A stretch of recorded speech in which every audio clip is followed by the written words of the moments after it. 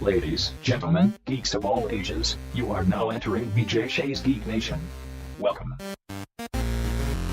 Hey, it's the Reverend En Fuego, and I am at Emerald City Comic Con with Brian from Mountaineer West Productions.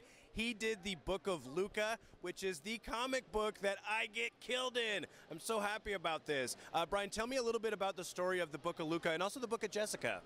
Yeah, they're both basically Seattle-focused post-apocalyptic comics, and they follow a group of humans who are kind of given some superpowers right before the Battle of Armageddon, which kind of really didn't turn out like they thought it would.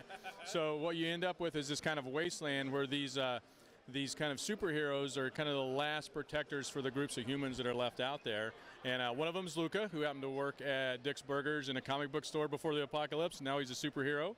Another is Jessica, who kind of is like on a higher end of the superhero scale.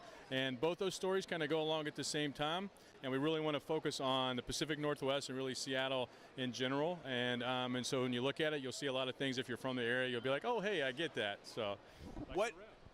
Yeah, exactly, and it was super cool just to be even asked to be a part of this book, and it's great because you're looking at this to be an overarching series, and you have book 1 out, and book 2 is going to print soon, correct? Yeah, so the way we have it set up right now, we actually, through a Kickstarter and some investment, we're going to do a full graphic novel of the Book of Luka, so it'll be a 120-page full graphic novel.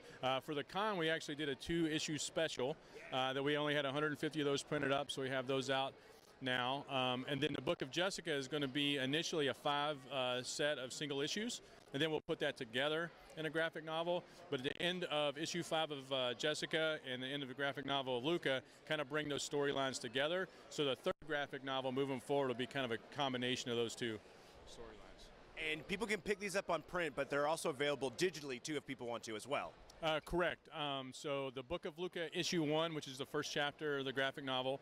Also, I have a War Angels comic, which is kind of my take on the Valkyrie legend.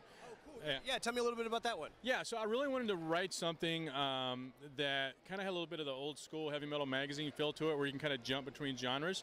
So my idea with War Angels is it looks at these women who've died through either like acts of bravery or trying to defend other people, and they have this opportunity to become these warriors that travel to different realms and kind of fight for good.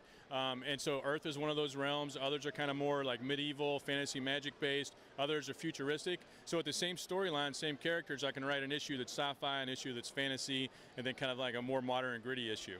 And so we're working we've got issue 1 out now, and then we've got a little teaser issue in preparation for the second issue that we're working on as well. And then finally, you are, besides just the graphic novel work, and congratulations on getting some of the artists that you've had with this, both with Valkyrie and then also with the books. Tell us a little bit about the artists that you have. Yeah, so we went after some good, very local artists, and we also have some artists from Europe as well. One of the good local tie-ins is Kevin McCoy, yes. And so he actually did the Seahawks logo.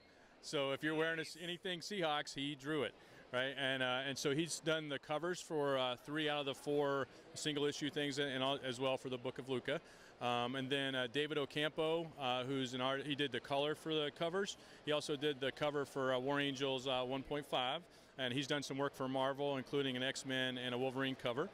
The first 2 chapters of the graphic novel, that's Ethan Clonch. He's also here with the Wave Blue World publisher as well, and he actually is a bartender in Silverdale, but he also is a fantastic artist. So really trying to get that mix of like local tie-ins to everything, as well as going after some of the bigger names that are out there. So. And I know Mountaineer West does a lot of different things, but with the comic books, with the Book of Luka, the Book of Jessica, with War Angels, everything is available at mountaineerwest.com, correct? Yeah, so there's actually no purchase directly from the website, okay. But what you can do is electronically you can get them from Comixology, Comic Central, and Indie Planet.